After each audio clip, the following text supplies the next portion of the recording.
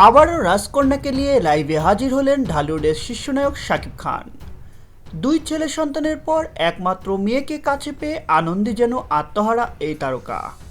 দীর্ঘদিন ধরেই শবনম বুবলী ও শাকিব খানের মধ্যে মান অভিমান চলছিল, তবে মেয়েকে কাছে পাওয়ার পর সেই দূরত্ব যেন নিমিষেই মিলিয়ে গেছে বলে মনে করছেন অনেকেই।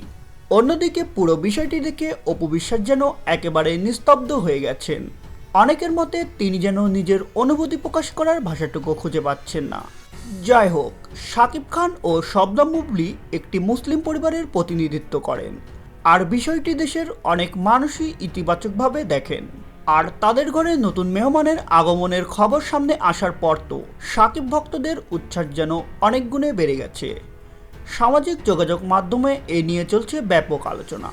এছাড়াও শাকিব খানের দ্বিতীয় স্ত্রী শবনম বুবলীকে অনেকেই স্মার্ট, আত্মবিশ্বাসী ও ব্যক্তিত্ব সম্পন্ন একজন নারী হিসেবে মনে করেন। শোনা যাচ্ছে শাকিবের নামের সঙ্গে মিল রেখেই তাদের মেয়ের নাম রাখা হয়েছে শার্লিল খান।